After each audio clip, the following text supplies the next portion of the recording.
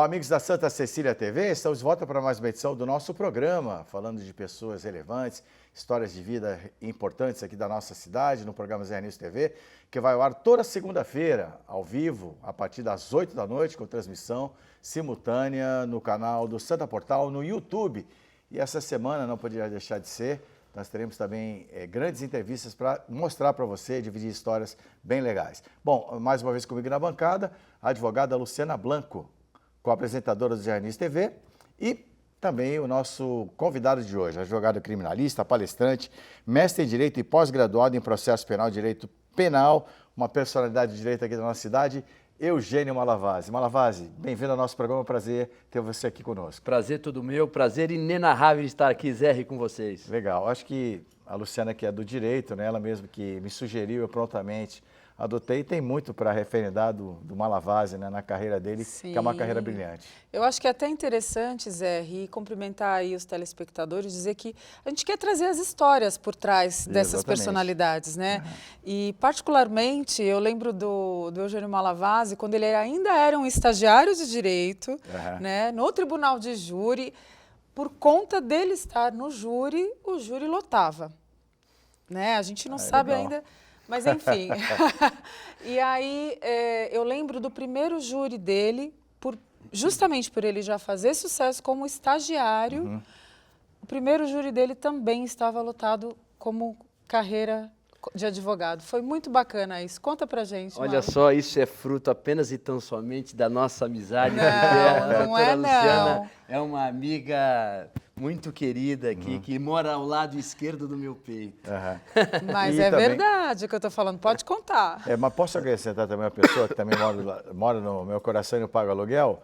O Blanco, né? O marido dela. Né? Também tem programa Blanco, aqui na casa, né? Olha, O Alto GP. Alto GP? É uma pessoa Não, nota que 1000. não tem vírgulas. Esse casal aí realmente né, faz a diferença.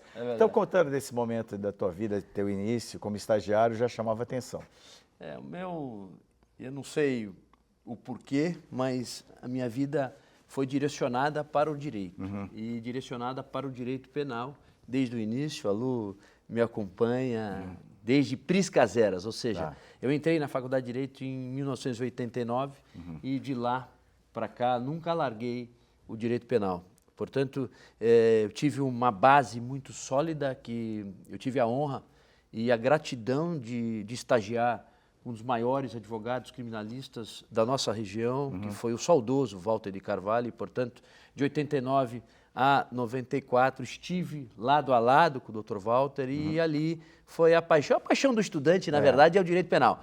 Mas, para mim, não foi paixão, e sim foi um amor inenarrável pelo direito penal, e que eu guardo guardo até hoje, os ensinamentos do Dr. Walter, que muitas vezes eu carreguei a sua pasta, mas com muita alegria, porque aquela pasta transcendia efetivamente sabedoria. Legal. Agora, Eugênio, você se sente alguém vocacionado por direito?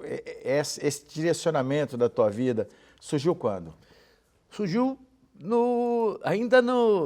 hoje ensino médio, né? As nomenclaturas são diferenciadas daquela época, mas surgiu ainda no colegial, naquele antigo colegial, efetivamente, que eu nunca prestei outro curso. Eu sempre prestei, ou eu prestava vestibular direito noturno e direito diurno, ou vice-versa. Portanto, eu não Ninguém da tinha outra família. opção. E não tinha ninguém, na minha família não tinha nenhum advogado e não tinha ninguém ligado à área do direito. E eu fui o primeiro a trilhar este caminho e trilhar o caminho do direito penal em si. Ok, já ficou muito claro isso no início da faculdade, que você tem aquele ensinamento básico, né? Para quem está fora aqui, aliás, que estamos numa casa que foram muita gente boa, tal, aqui o direito em Santa, mas eles acompanham muita gente, principalmente quando vem profissionais do nível de vocês. Tem outro colega também, o Paulo Jesus, que me ajuda aqui, porque o profissional de direito ele já tem o dom da oratória, né? Então, o Eugênio também é muito conhecido por isso. Mas essa escolha pelo penal foi feita logo de cara? A escolha foi feita pelo penal, na minha. Vamos retroagir, né? Pois não. Retroagir no tempo, ou seja, na linha do tempo. E essa linha do tempo, assim que eu adentrei na universidade, os primeiros passos na universidade, não tinha direito penal, mas o direito penal era uma paixão. Depois tornou-se amor. Legal. Mas, eficazmente, eu sempre quis ser advogado e ser advogado criminalista. Pode ser que a influência inicial, prima facie, foi do Dr. Walter de Carvalho, que era um ícone, legal. era um monstro da advocacia criminal. Ele, evidentemente, é na mesma época que o Dr. Vicente Fernandes Cassione. Perfeito. Portanto, acho muito bacana essa reverência aos mentores, né? A gente tem que... E no tem meu que prédio sempre também destacar. tinha o Dr. Mazagão. Ó, Ou seja, só fera. eu estou no mesmo escritório há 30 anos. Aham. Eu sou advogado há 30 anos. Fiz 5 anos de estágio com o Dr. Walter de Carvalho e há 30 anos eu estou no mesmo local, aumentando um pouquinho, né, as instalações. Legal. Entretanto, também foi meu paradigma o Dr. Renato Mazagão, que era do meu prédio. Luciana, seu colega de área, fica à vontade para conversar com o Malavasi. Eu acho que é tão bacana. Eu também, em algum momento, o estudante de direito, e eles que vão estar assistindo a gente podem dizer isso, em algum momento você se apaixona mesmo pelo direito penal. E a gente vê, não só na nossa área, mas também a população em geral, falando sobre a questão, vou trabalhar com direito penal, mas aí eu vou defender bandido. Eu acho tão bacana o Dr. Malavasi estar aqui para poder esclarecer para a gente sobre o trabalho do advogado penalista. Primeiro que não é só como advogado, mas sim também como assistente da acusação muitas vezes. Sim. E não só isso, a questão do direito de defesa, né, para que as pessoas entendam o que o advogado criminalista não é que ele é a favor do crime, ele é a favor do direito da democracia. E eu acho que isso é bacana a gente aproveitar esse espaço para falar, né? Isso é muito... Olha, a Luciana tem uma inteligência singular. É verdade. Né? E, na verdade, o criminalista ele não defende o crime. Ele não defende impunidades. O criminalista defende um processo justo. Ou seja, que os direitos assegurados àquela pessoa acusada sejam preservados. Portanto, o criminalista ele vai na sua defesa, defesa esta que começa com os preceitos constitucionais que nós aprendemos na academia. A academia nos ensina assim, as leis hão de ser interpretadas como se fosse uma pirâmide. Isso é ensinamento de Kelsen, Hans Kelsen. Então, e no topo da pirâmide está a Constituição Federal. E na Constituição Federal que já começa a externação da defesa da democracia, da defesa do Estado democrático, da defesa da dignidade da pessoa humana, da defesa intransigente dos direitos fundamentais da pessoa acusada. Porque todos nós, cidadãos de bem, podemos, numa direção de um veículo automotor, sem uma gota de álcool ingerida, em tese, praticar um crime que está tipificado no Código de Trânsito Nacional. E aí vem a função do advogado criminalista para exercitar que neste processo o acusado, o réu, seja processado de forma justa. Ok. Você está falando, por exemplo, vocês prestam um juramento, né? Sim, claro. E o pilar assim, fundamental da questão dos direitos fundamentais da pessoa humana está o princípio da ampla defesa. Sim. Eu acho que está tudo dentro desse aspecto, para que essa pessoa tenha um julgamento justo. Né? Mas me fascina muito essa questão de vocês da dialética, da retórica, que eu sou apaixonado por filosofia e, por conseguinte, apaixonado pelo direito. Eu tenho uma admiração imensa pelos profissionais da área de vocês, tanto que no nosso programa, não é, Luciana, no programa da TV, temos vários colegas lá. Né? Eu queria que você dissertasse sobre isso também, essa base filosófica e por trás de um juramento. É o dever de vocês buscarem a justiça. E o que a gente está desenhando aqui é justamente isso. É o papel do advogado criminalista. Olha só, o Zé não é advogado, mas tem uma noção macro do direito. Né? Verdade. Ou seja, ele falou, olha, a dignidade da pessoa humana, como corolário da dignidade da pessoa humana, tem a ampla defesa. E eu complemento. Claro, Zé. claro. No mesmo patamar, quando eu dava aula na academia, eu dei aula durante 14 anos, né? Ministrei aula de processo penal durante 14 anos e eu parei por uma questão temporal, apenas e tão somente porque eu sou apaixonado pela universidade. Mas 2 escritórios, Santos e São Paulo, eu não consigo. Muito bem. Então nós temos o pilar, que é a dignidade da pessoa humana, Estado democrático, dignidade da pessoa humana, e os dois, eu brincava na universidade, papai e mamãe, passeando com o filhinho. Ampla defesa, contraditório, e o pilar do pai ou da mãe seria o devido processo legal.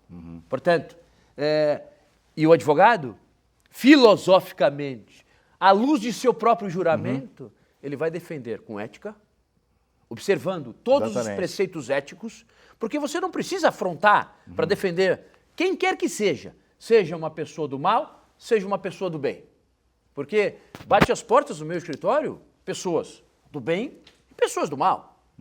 Independentemente quem seja a pessoa, eu, à luz do meu juramento, farei a defesa com ética, em observância à lei, em observância à Constituição, para que esta pessoa, seja ela quem for, porque o cliente não tem capa, o cliente não tem nome. O cliente tem uma pessoa que procurou um profissional do direito para o exercício sacrossanto e constitucional de defesa. Que deságua no que a gente tanto almeja, que é o Estado Democrático de Direito na sua plenitude. Passou rápido demais. Luciana, te peço desculpas. No próximo bloco você já volta interagindo com o Malavasi, nosso convidado. Tá certo? A gente Pessoal quer de casa ouvir. aí, voltamos em 1 minuto.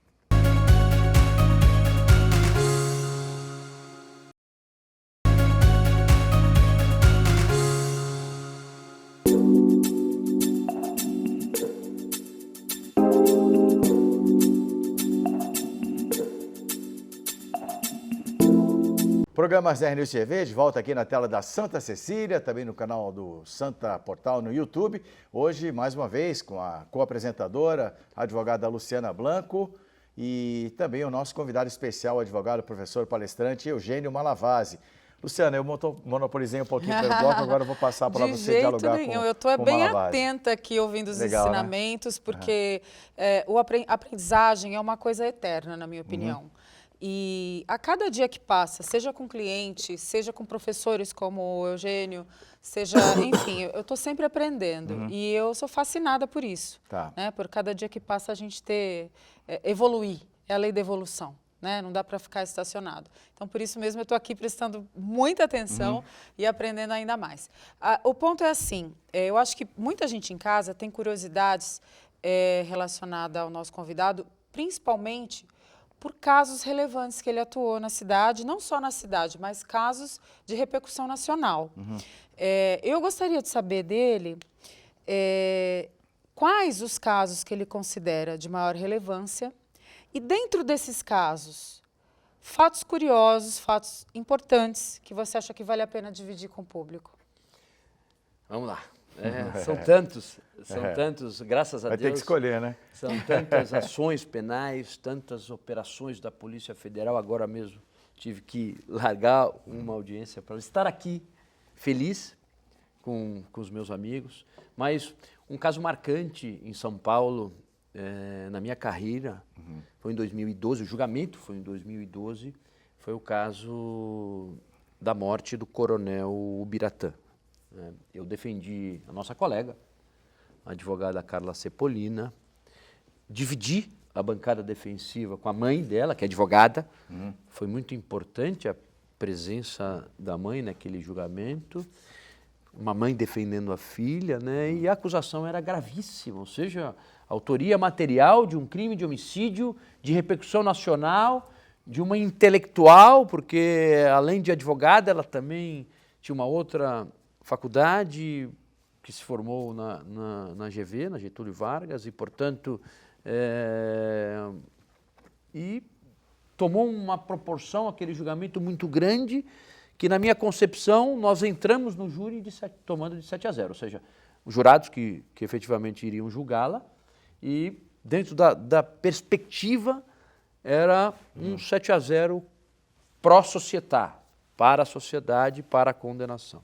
Mas ela é inocente e nós, efetivamente, à luz da análise cronológica da prova técnica, nós, efetivamente, mostramos aos juízes leigos, não gosto dessa expressão, porque jurado não é leigo, mas para que as pessoas entendam, para que o júri entendesse efetivamente essa cronologia que não a colocava dentro do apartamento do Coronel Biratã, no qual a vítima foi morta.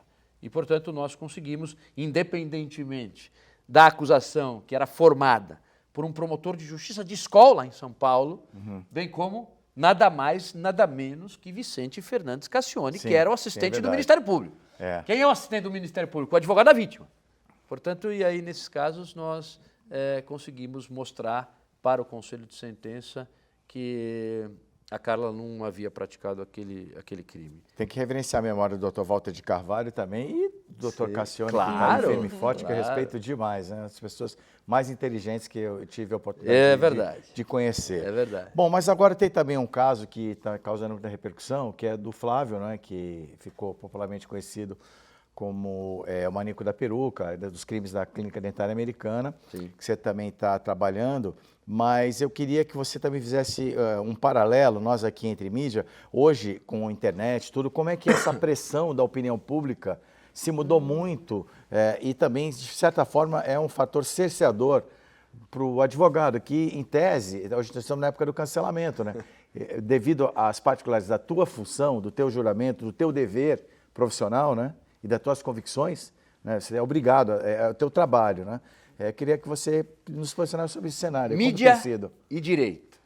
Muitas vezes a mídia condena antes do próprio processo, né? Você está sendo generoso muitas vezes, quase sempre, né? Quase sempre. Minha dissertação de mestrado. Só que independentemente... Não, Zé, Luciana, independentemente disso, a mídia, ou seja, tem que estar presente nos assuntos relevantes de nossa sociedade. Eu não desnaturo a função da mídia, mas independentemente da função da mídia, a gente exerce o nosso papel de defensor. Nesse caso específico, ainda não terminou, né? Teve uma reviravolta, teve uma nulidade, aí o tribunal voltou atrás, reduziu as penas atribuídas ao Flávio, entretanto, ainda estou no prazo recursal e nós iremos discutir a questão da inimputabilidade. Porque o que nós queremos? Aí é bom, foi muito boa a pergunta, porque é importante a defesa falar. Sim. Zé, a defesa não quer carta de alforria. A defesa quer apenas e tão somente para um doente um tratamento. Eu não quero que ele seja absolvido. Eu quero um tratamento. Um tratamento legítimo que o Estado tem que fornecer ao doente. É isso que o perito oficial, na verdade, os peritos oficiais disseram, que ao tempo dos fatos, aquele que coloca uma peruca e sai matando as pessoas, não é normal. E não sendo normal, o que a defesa quer? Que ele seja declarado inimputável, ou seja, que ele não tinha consciência da prática criminosa. E se ele não tinha ao tempo do crime, o que interessa, o que diz a lei, é ao tempo dos fatos. E se ao tempo dos fatos ele não tinha essa consciência, ele tem que ir para o manicômio. É isso que nós queremos. E é um manicômio judiciário. Sim. Para que as pessoas entendam, não é? Ele não vai passear num resort. Um hospital particular. Ele vai ser preso no manicômio. Que a família, que em tese tem ou não tem condições, isso não vem ao caso, é o Estado que vai forçá-lo a ser tratado no manicômio judiciário. É isso que nós queremos. Perfeito. Você me levantou uma pergunta que agora não pode escapar. Existe um movimento muito grande do CNJ para acabar com os manicômios judiciários. Sim. Qual é a tua opinião? Eu dei uma palestra sobre isso. Eu dei uma palestra na UAB. Que pena que eu não... Olha quando tiver a próxima, me convide. Eu dei uma palestra num passado recente a respeito disso e sustentei que não deve ser extirpado. Eu concordo. Os manicômios. Lá em Franco da Rocha nós temos 2. Por quê? Por que tem um movimento querendo acabar com o manicômio judiciário? Não. Nós vamos colocar os doentes aonde? Os inimputáveis, onde? Vamos alojá-lo em qual local? Lá tem a estrutura psicológica, tem a estrutura psiquiátrica, tem a estrutura de um local para que a doença seja arrefecida, remida. Portanto, haveria uma remissão a respeito Sim. da doença para aquele que é tratado. E o principal, não oferecer risco à sociedade. Eu acho que esse é o ponto principal. Exato. Né? Então, onde nós iremos colocar as pessoas declaradas inimputáveis pela justiça? Na verdade, pelo médico. Porque é o médico que faz esse juízo de valor, e não o juiz. Na verdade, é o médico, porque é o médico que vai atestar efetivamente. Eu não tenho condições de atestar que determinada pessoa, ao tempo de um cometimento de um fato, lá preteritamente falando, é inimputável. E sim, o médico. Com certeza. Sim, o psiquiatra. Estamos caminhando para o final do programa, Luciana. Próxima Eu pergunta só para vou encerrar. acrescentar assim, que a necessidade de se permanecer essa opção do manicômio ela é tão grande, porque se você coloca esse tipo de preso junto a outros, você faz com que todas as demais pessoas com suas dignidades também estejam correndo risco com essas pessoas. Então, você coloca em risco um grande número de pessoas, tem que pensar nisso. É um risco fora e é um risco dentro. Então, isso eu acho que é um ponto que as pessoas têm que pensar na hora de optar, na hora de opinar. Eugênio Malavasi, um prazer ter você com a gente, você é sempre muito gentil. Aliás, essa questão da imprensa, você é reconhecido uma pessoa extremamente polida, que trata muito bem os colegas, está sempre disposto ao debate, ao diálogo. Vamos nos encontrar para ir no programa de rádio. Faço questão que você venha. Muito obrigado e bom trabalho aí na sequência da carreira. Muito obrigado, eu que agradeço e convite aceito. Legal, maravilha. Esperamos vocês também todos os dias na FM, né? É isso aí. Obrigado à nossa equipe técnica, à nossa produção, Giovana Detter. Está encerrado o Zé News TV de hoje. Até semana que vem.